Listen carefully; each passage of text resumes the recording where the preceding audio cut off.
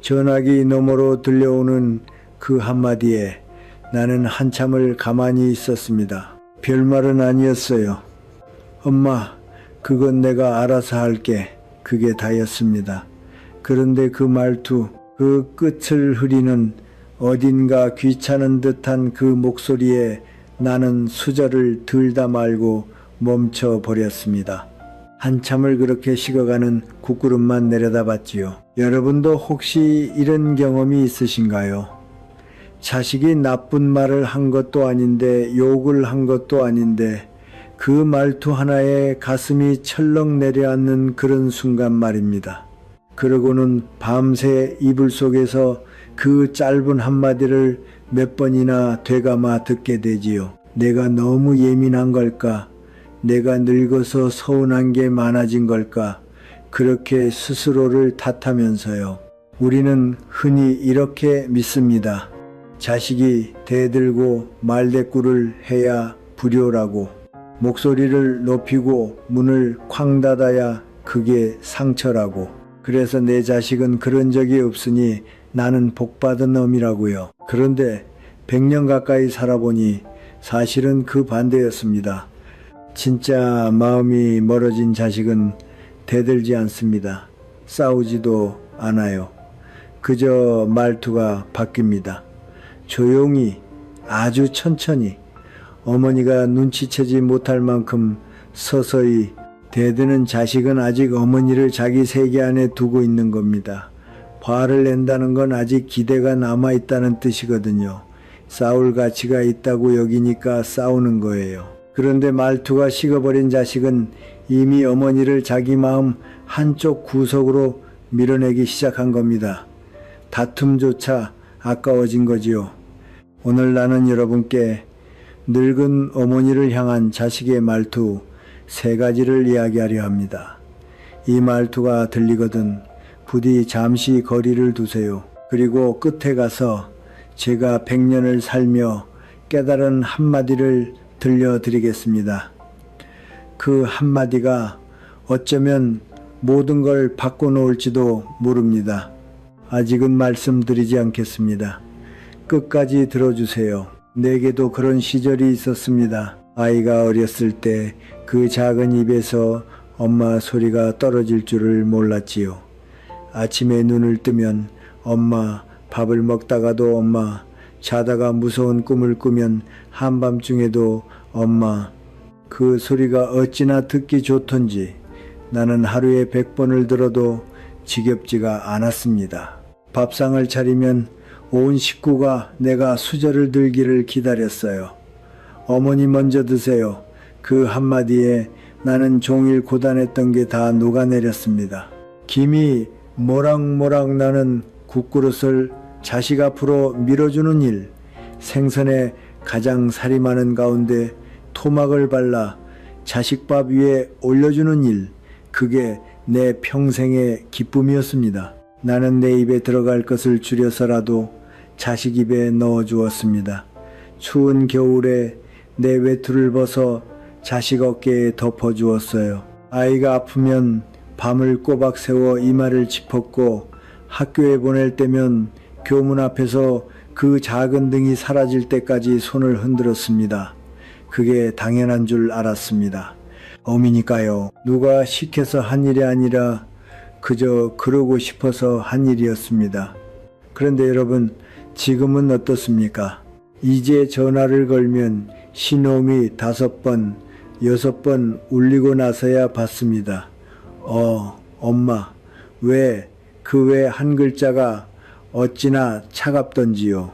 무슨 일이 있어서 거는 건 아니고 그냥 목소리가 듣고 싶어 걸었다고 차마 말을 못합니다. 괜히 전화했나, 바쁜데 방해했나, 그런 생각이 먼저 들어버려요.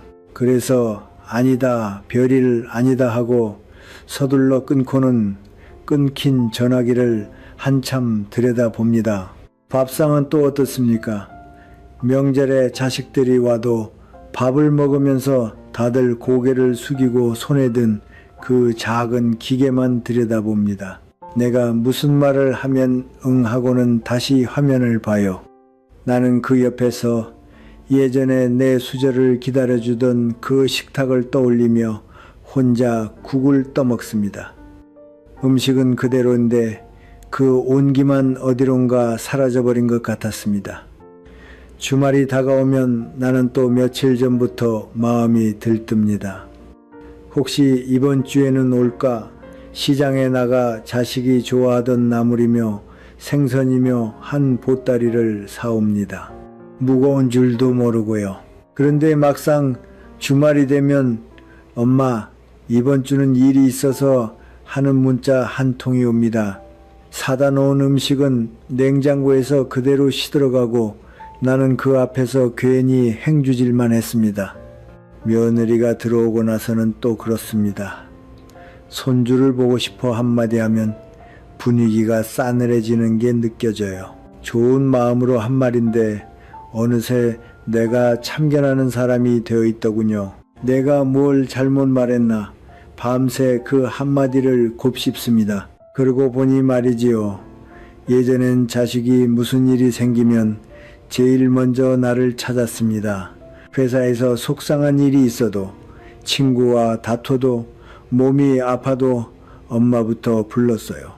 그런데 언제부턴가 자식에게 무슨 일이 있었다는 걸 나는 늘 한참 뒤에야 알게 됩니다.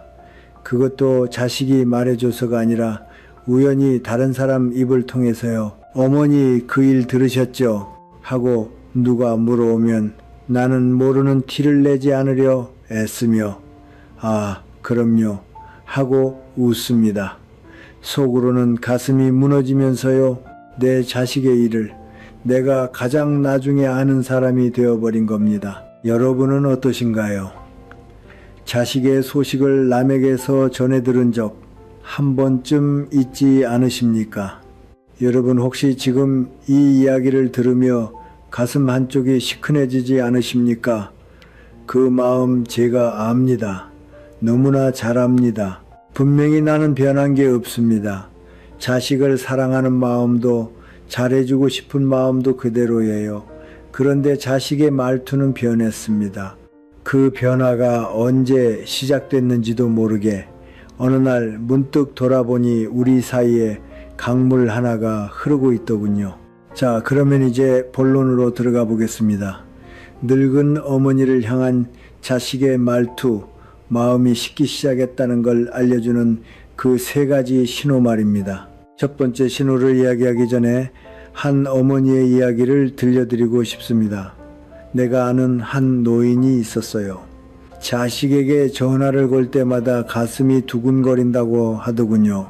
반가워서가 아니라 무서워서요. 무엇이 무서웠을까요? 바로 그 말투였습니다. 말끝을 흐리고 귀찮아하는 말투, 이게 첫 번째입니다. 엄마, 왜? 알았어. 그래. 말은 분명히 하고 있는데 그 끝이 흐릿합니다. 다음 말을 기다리지 않아요. 빨리 끊고 싶다는 게 목소리에 다 묻어납니다. 어머니가 무슨 말을 꺼내려 하면 엄마, 나 지금 바빠 하고 자르지요. 그 바빠라는 말, 자식에게는 그냥 사실일지 모르지만 어머니에게는 칼처럼 밝힙니다. 한번 떠올려 보세요. 여러분이 자식에게 오늘 있었던 일을 이야기하려고 입을 떼는 순간 자식의 목소리에서 한숨 비슷한 게 섞여 나온 적 없으십니까? 그래서 하는 그 짧은 대물음에 하려던 말을 슬그머니 삼킨 적 없으십니까? 우리는 그 순간 본능적으로 압니다. 아, 지금 내 이야기가 이 아이에게는 짐이 되는구나. 나도 그랬습니다. 언젠가 자식에게 옛날 이야기를 꺼냈더니 엄마, 그거 저번에도 했잖아 하더군요. 틀린 말은 아니었어요. 나는 같은 이야기를 또 했을 겁니다. 늙으면 그렇게 됩니다. 그런데 그 말투에는 내 이야기는 이제 새로울 게 없는 낡은 것이라는 뜻이 담겨 있었습니다.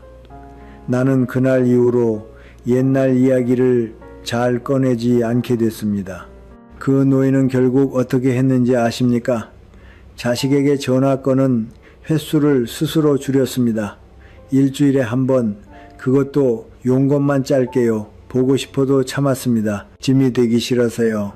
어미가 자식에게 짐이 되기 싫어 보고 싶은 마음까지 눌러야 하는 그 심정을 여러분은 아실 겁니다. 두 번째 신호는 가르치려 드는 말투입니다. 이건 첫 번째보다 더 아픕니다. 왜냐하면 겉으로는 나를 위하는 척하기 때문이에요. 엄마, 그러니까 그렇게 하면 안 된다고. 엄마는 왜 맨날 그래? 엄마, 내 말 좀 들어. 요즘은 다 이렇게 한다니까. 어느 순간 자식이 나를 가르치기 시작합니다. 마치 내가 아무것도 모르는 사람인 것처럼요. 물론 세상이 빨리 변하니 늙은 내가 모르는 게 많습니다. 그건 인정합니다. 그런데 문제는 그 말투예요. 모르는 걸 알려주는 말투와 한심하다는 듯 가르치는 말투는 전혀 다릅니다. 자식이 어렸을 때 내가 글자를 가르치고 숟가락질을 가르쳤지요. 그때 나는 한 번도 그 아이를 한심하게 여기지 않았습니다. 100번이고 1000번이고 다시 알려줬어요. 그런데 이제 입장이 바뀌니 그 인내심은 어디로 갔는지요. 내 이웃에 살던 한 할머니가 떠오릅니다. 그 대가들은 어디서 뭘 좀 배운 사람이었어요. 그래서인지 어머니가 무슨 말만 하면 엄마, 그건 과학적으로 틀린 얘기야 하고 받아쳤습니다. 김치를 담그는 법도, 손주 감기 다스리는 법도 어머니가 평생 해온 그 모든 것이 한순간에 미신이 되고 무식한 소리가 되어버렸어요. 그 할머니가 내게 그러더군요. 내가 70년을 살림한 사람인데 이제 부엌에서도 입을 못 대겠네. 그 말투 앞에서 평생의 지혜가 다 부정당하는 기분. 그게 두 번째 말투가 주는 상처입니다. 내가 휴대전화 사용법을 물어보면 자식은 한숨부터 쉽니다. 이거 저번에 알려줬잖아. 그 한마디에 나는 입을 다물게 됩니다. 모르는 게 죄가 된 기분이거든요. 그래서 다음부터는 모르는 게 있어도 묻지 않습니다. 혼자 끙끙대다 포기하고 말지요. 여러분도 혹시 자식에게 무언가 묻는 일이 점점 망설여지지 않으십니까? 그리고 세 번째, 어쩌면 가장 마음 아픈 말투일지도 모릅니다. 엄마는 신경 쓰지 마. 내가 알아서 할게. 바로 이 말입니다. 얼핏 들으면 다정한 말 같지요. 어머니 고생시키지 않겠다는 효심처럼 들립니다. 그런데 이 말이 반복되면 그 속뜻은 전혀 달라집니다. 엄마는 빠져 있으라는 뜻이거든요. 이 일은 엄마가 알 필요 없는 일이라는 뜻이에요. 집안의 큰일을 결정할 때도, 손주 교육을 정할 때도, 심지어 내 병원 문제를 의논할 때도 엄마는 가만히 있어. 우리가 알아서 해 하는 말이 돌아옵니다. 나는 평생 그 집의 중심이었습니다. 모든 일이 내 손을 거쳐갔어요. 그런데 이제는 나를 거치지 않고 모든 일이 결정됩니다. 나중에 통보만 받지요. 엄마, 그거 이렇게 하기로 했어. 이미 다 끝난 뒤에요. 그럴 때 나는 내 집에서 손님이 된 것 같은 기분이 듭니다. 함께 사는데도 혼자인 것 같은 그 외로움, 겪어보지 않은 사람은 모릅니다. 내가 잘 알던 또 다른 어머니는 이런 일을 겪었습니다. 평생 모은 돈으로 집 한 채를 가지고 있었는데 어느 날 자식들이 모여 그 집을 어떻게 할지 의논을 하더랍니다. 정작 집 주인인 어머니는 부르지도 않고요. 나중에 엄마 이렇게 하기로 했으니까 도장만 찍어 하더래요. 어머니는 그날 자기가 살아있는데도 의미 없는 사람 취급을 받는다는 걸 알았다고 합니다. 내가 아직 두 눈 시퍼렇게 뜨고 있는데 말이야. 그 한마디를 하며 그 어머니가 짓던 쓸쓸한 웃음을 나는 지금도 잊지 못합니다. 결정에서 빠진다는 건 단순히 일에서 빠지는 게 아닙니다. 한 사람의 존재가 통째로 빠지는 일이에요. 한 어머니가 내게 이런 말을 했습니다. 내가 죽고 나면 자식들이 슬퍼할까요? 아니면 그냥 일거리가 하나 생겼다고 생각할까요?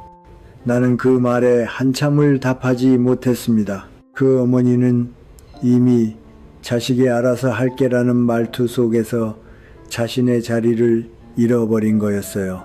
그런데 이상하지요. 이 세 가지 말투는 따로따로 오지 않습니다. 하나가 시작되면 슬그머니 다음 것이 따라옵니다. 처음엔 귀찮아하더니 어느새 가르치려 들고 끝내는 알아서 하겠다며 나를 밀어냅니다. 마치 계단을 한 칸 한 칸 내려가듯이요. 그래서 나는 여러분께 첫 번째 신호가 들릴 때 이미 마음의 준비를 하시라고 말씀드리는 겁니다. 늦게 알면 그만큼 더 깊이 다치니까요.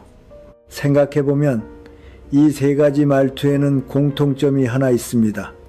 자식이 어머니를 미워해서 하는 말이 아니라는 거예요. 자식은 자기 삶이 바빠서, 자기 가정이 생겨서, 자기 세계가 넓어져서 그러는 겁니다. 어머니를 밀어내려는 게 아니라 자기 앞에 삶에 빨려 들어가는 거지요. 다만 그 과정에서 어머니가 뒤로 밀려날 뿐입니다. 미움이 아니라 무심함. 그래서 더 서럽고, 그래서 더 어쩔 수가 없는 겁니다. 그런데 여러분, 여기서 제가 꼭 드리고 싶은 말씀이 있습니다.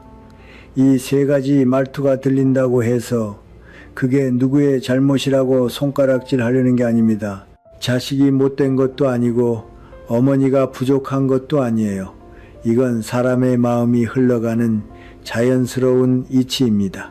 다만 우리는 그 신호를 읽을 줄 알아야 합니다. 읽어야 다치지 않으니까요. 자, 그럼 이제 조금 다른 이야기를 해보려 합니다. 어쩌면 여러분이 듣기에 조금 불편할 수도 있는 이야기입니다. 그래도 100년을 살아본 사람으로서 꼭 한 번은 짚고 넘어가야 할 이야기라 생각합니다. 앞에서 나는 자식의 말투 세 가지를 이야기했습니다.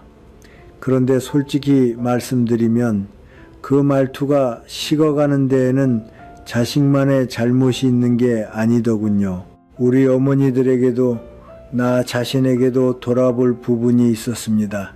무슨 말이냐면 이렇습니다. 나는 오랫동안 자식이 내 곁에 있어야 한다고 믿었습니다. 내가 그만큼 주었으니 그만큼 돌아오는 게 당연하다고요. 내가 평생 너를 위해 희생했으니 너도 이제는 나를 위해 시간을 내야 한다고 입 밖으로 꺼내지 않아도 마음 깊은 곳에서는 그렇게 계산하고 있었던 겁니다.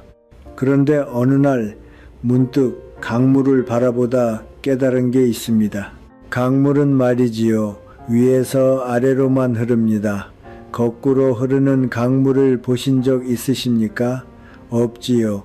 물은 늘 낮은 곳을 향해 앞으로만 흘러갑니다. 부모의 사랑도 꼭 그렇습니다. 위에서 아래로 흘러요. 나는 내 부모에게 받은 사랑을 부모에게 그대로 돌려드렸던가요? 아닙니다. 나도 내 자식에게 흘려보냈습니다. 내 어머니가 내게 쏟은 그 사랑을 나는 어머니가 아니라 내 자식에게 주었어요. 그러니 내 자식도 그럴 겁니다. 내게 받은 사랑을 나에게 돌려주는 게 아니라 제 자식에게 흘려보낼 거예요. 그게 자연의 이치입니다. 슬프지만 그게 생명이 이어지는 방식이더군요. 물을 거꾸로 흐르게 하려 하면 둑이 무너지고 넘칩니다. 자식의 사랑을 나에게로 거슬러 끌어오려 하면 관계가 무너지는 겁니다. 나는 그동안 자식에게 너무 많은 것을 기대하고 있었던 건 아닐까. 자식이 매일 전화하기를, 주말마다 찾아오기를, 내 이야기를 끝까지 들어주기를, 내 외로움을 알아주기를, 그 기대가 클수록 채워지지 않을 때의 서운함도 컸습니다. 어쩌면 자식의 말투가 나를 찌른 게 아니라 내 기대가 나를 찌른 건지도 모릅니다. 오해는 마세요. 나는 지금 어머니들이 잘못했다고 말하는 게 아닙니다. 절대 아니에요. 자식을 사랑하고 곁에 두고 싶은 그 마음이 어떻게 잘못일 수 있겠습니까? 그건 세상에서 가장 자연스럽고 가장 거룩한 마음입니다.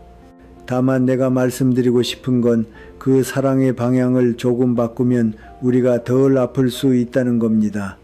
강물을 거슬러 오르려 애쓰는 대신 그 물이 흘러가는 걸 가만히 지켜보는 일, 자식이 제 삶으로 흘러가는 걸 서운해하는 대신 대견하게 바라보는 일, 그게 가능해지면 신기하게도 마음이 한결 가벼워집니다.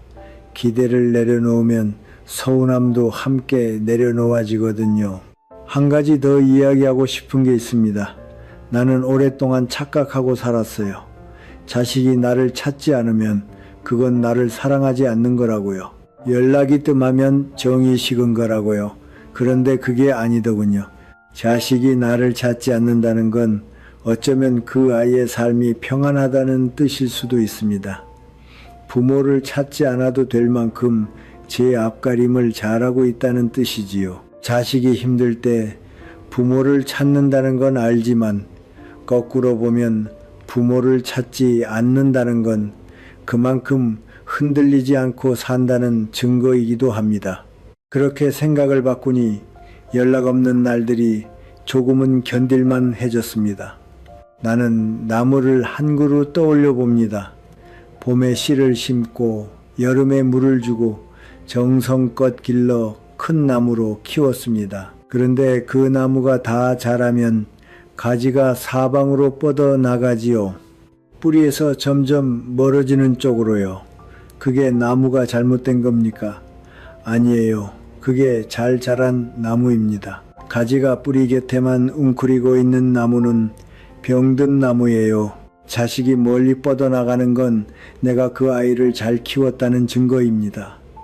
그렇게 생각하면 멀어지는 가지를 보면서도 미소 지을 수 있게 됩니다. 나도 처음부터 이렇게 생각한 건 아닙니다. 수없이 서운해하고 밤마다 베개를 적시고 자식을 원망도 해봤어요. 그 모든 시간을 다 지나오고 나서야 겨우 이만큼 마음이 자랐습니다. 그러니 지금 서운하신 여러분, 너무 자신을 탓하지 마세요. 서운한 건 그만큼 사랑했다는 증거니까요. 다만 그 서운함에 평생 갇혀있지는 마시라는 겁니다. 그러고 보니 내 어머니가 떠오릅니다. 내 어머니는 돌아가시기 전까지 나에게 무언가를 바라는 기색이 한 번도 없으셨어요.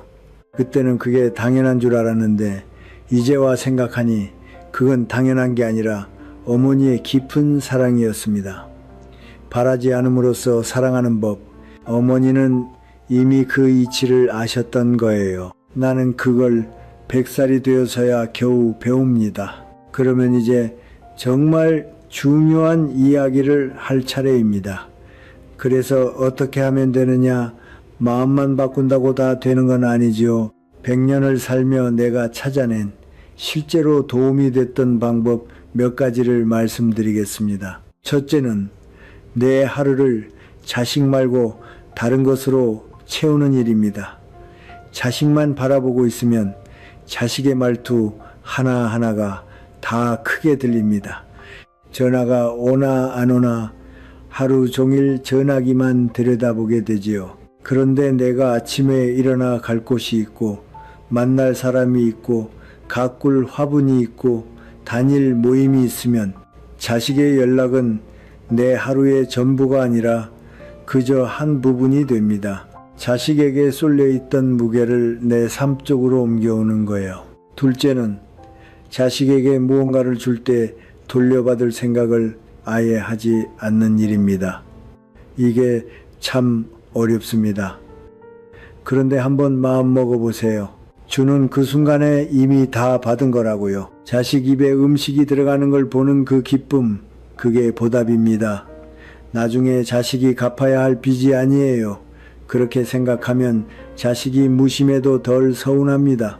애초에 빚을 지은 적이 없으니까요. 셋째는 내 입으로 먼저 서운함을 터뜨리지 않는 일입니다. 서운하면 우리는 그만 너는 어쩜 그러니 하고 쏘아붙이게 됩니다. 그런데 그 말은 자식을 더 멀어지게 할 뿐이에요. 서운한 마음은 잠시 가슴에 묻어두고 차분해진 다음에 이야기하는 게 낫더군요. 화가 난 채로 한 말은 늘 후회로 돌아왔습니다. 넷째는 자식에게 부담을 주는 사람이 아니라 곁에 있으면 편안한 사람이 되는 일입니다. 잔소리하지 않고 캐묻지 않고 비교하지 않는 어머니, 그런 어머니 곁에는 자식이 저절로 옵니다. 오라고 매달리지 않아도요. 이 방법들을 말씀드리면서 한 가지는 꼭 덧붙이고 싶습니다. 이건 자식에게 잘 보이려고 굽실거리라는 뜻이 절대 아닙니다. 오히려 그 반대예요. 내 마음의 중심을 자식이 아니라 나 자신에게로 옮겨오라는 겁니다. 중심이 나에게 있으면 자식이 잘해주면 고맙고 못해줘도 무너지지 않습니다. 그런데 중심이 자식에게가 있으면 자식의 말투 하나에 내 하루가 천국과 지옥을 오갑니다. 늙어서 그렇게 살면 너무 고단하지 않겠습니까? 자, 그런데 여러분, 내가 맨 처음에 한 가지 약속을 드렸지요. 100년을 살며 깨달은 한마디, 그 한마디가 모든 걸 바꿔놓을지도 모른다고요. 이제 그 말씀을 드리겠습니다. 그 한마디는 이것입니다. 엄마는 괜찮으니 너 편한 대로 하렴. 별것 아닌 말 같죠. 그런데 이 짧은 한마디 안에는 3가지 힘이 숨어 있습니다. 첫째, 이 말은 자식을 놓아주는 말입니다. 자식은 늘 어머니에게 미안함과 죄책감을 안고 삽니다. 자주 못 찾아뵈서 전화 자주 못 드려서요. 그 죄책감이 쌓이면 오히려 어머니를 피하게 됩니다. 죄 지은 사람은 채권자를 피하고 싶어지는 법이거든요. 그런데 엄마는 괜찮다는 한마디가 그 죄책감을 덜어줍니다. 마음이 편해진 자식은 신기하게도 다시 어머니에게 다가옵니다. 둘째, 이 말은 나 자신을 지키는 말입니다. 엄마는 괜찮다고 말하는 순간 나는 자식의 처분만 기다리는 가엾은 사람에서 스스로 괜찮은 사람으로 올라섭니다. 매달리는 자가 아니라 내어주는 자가 되는 거예요. 같은 상황인데 내가 끌려가는 게 아니라 내가 놓아주는 게 됩니다. 그 한 끗 차이가 내 마지막 자존심을 지켜줍니다. 셋째, 이 말은 사랑을 거꾸로가 아니라 바로 흐르게 하는 말입니다. 받으려는 사랑이 아니라 끝까지 주는 사랑. 너 편한 대로 하라는 건 마지막 순간까지 자식의 편안함을 먼저 생각하는 어머니의 사랑입니다. 그리고 자식은 그 사랑을 평생 가슴에 품고 삽니다. 어머니가 떠난 뒤에도요. 한 어머니의 이야기를 들려드리겠습니다. 그분도 자식의 식은 말투에 오래 시달렸어요. 전화를 걸면 늘 왜 무슨 일 있어 하는 퉁명스러운 대답뿐이었습니다. 어느 날 그 어머니가 마음을 고쳐먹고 아들에게 이렇게 말했답니다. 엄마는 잘 지내니까 걱정 마라. 너 바쁘면 전화 안 해도 돼. 엄마는 괜찮아. 처음엔 아들이 어리둥절했다고 합니다. 늘 서운해하던 어머니가 갑자기 괜찮다고 하니까요. 그런데 그 뒤로 신기한 일이 벌어졌습니다. 부담이 사라지니 아들이 오히려 먼저 전화를 걸어오기 시작한 거예요. 의무로 거는 전화가 아니라 정말 궁금해서 거는 전화로요. 그 어머니가 내게 그러더군요. 내가 붙잡으려 할 때는 다 도망가더니 놓아주니까 제 발로 오네. 나는 그 말이 오래 마음에 남았습니다. 왜 그럴까요? 사람은 빚진 마음으로는 가까이 오지 못합니다. 무거우니까요. 그런데 그 무게를 덜어주면 발걸음이 가벼워져 다시 다가올 수 있는 겁니다. 엄마는 괜찮다는 말은 자식의 어깨에서 무거운 짐을 내려주는 말입니다. 그 짐을 내려준 어머니에게 자식은 비로소 편하게 안깁니다. 그러니 여러분, 자식의 식은 말투에 서운한 말로 맞서지 마세요. 대신 이 한마디를 건네보세요. 엄마는 괜찮으니 너 편한 대로 하렴. 이상하게도 놓아줄 때 비로소 돌아옵니다. 움켜쥐면 빠져나가고 펴면 머무는 게 사람 마음이더군요. 물론 이 한마디를 한다고 해서 모든 자식이 다 돌아오는 건 아닙니다. 어떤 자식은 끝내 무심할 수도 있어요. 그래도 괜찮습니다. 이 말은 자식을 돌아오게 하려는 미끼가 아니거든요. 설령 자식이 돌아오지 않더라도 이 말을 한 나 자신은 이미 단단해져 있습니다. 자식의 반응과 상관없이 나는 나를 지킨 겁니다. 그게 이 한마디의 진짜 힘입니다. 이제 이야기를 마무리할 때가 됐습니다. 오늘 나는 자식의 식은 말투 3가지를 이야기했고 그것이 누구의 잘못도 아니라는 것, 그리고 엄마는 괜찮으니 너 편한 대로 하렴이라는 한마디를 말씀드렸습니다. 그런데 이 모든 이야기의 끝에서 내가 정말 여러분께 남기고 싶은 건 한 가지입니다. 여러분의 행복을 자식의 말투에 맡기지 마세요. 생각해보면 우리는 너무 오래 자식의 표정과 말투에 우리 마음을 저당 잡힌 채 살아왔습니다. 자식이 웃으면 나도 웃고 자식이 무뚝뚝하면 나는 종일 가라앉고요. 그런데 이제는 내 마음의 주인이 나였으면 합니다. 100년을 살아보니 결국 마지막에 내 곁에 남는 사람은 나 자신이더군요. 자식은 자식의 삶을 살아야 합니다. 그게 순리예요. 그리고 우리도 우리의 삶을 살아야 합니다. 자식의 그늘에서 벗어나 내 2발로 선 노년. 아침에 일어나 내가 좋아하는 차를 한 잔 끓이고 창밖의 햇살을 바라보고 오랜 버색에 안부를 전하는 그런 하루를 살아가는 어머니는 자식의 말투에 쉽게 흔들리지 않습니다. 그리고 참 신기한 게 그렇게 내가 단단해지고 평안해지면 자식이 오히려 나를 다시 보기 시작합니다. 가엾은 어머니가 아니라 우러러볼 만한 어른으로요. 매달리지 않는 어머니에게는 자식도 함부로 식은 말투를 쓰지 못하는 법이거든요. 나는 이제 압니다. 자식을 사랑하는 가장 좋은 방법은 자식이 죄책감 없이 제 삶을 살게 해주는 것이라는 걸요. 그리고 나를 사랑하는 가장 좋은 방법은 자식 없이도 충분히 행복한 사람이 되는 것이라는 걸요. 그 2가지가 만나는 자리에 엄마는 괜찮으니 너 편한 대로 하렴이라는 한마디가 있습니다. 나는 가끔 저녁 무렵 창가에 앉아 지나온 100년을 돌아봅니다.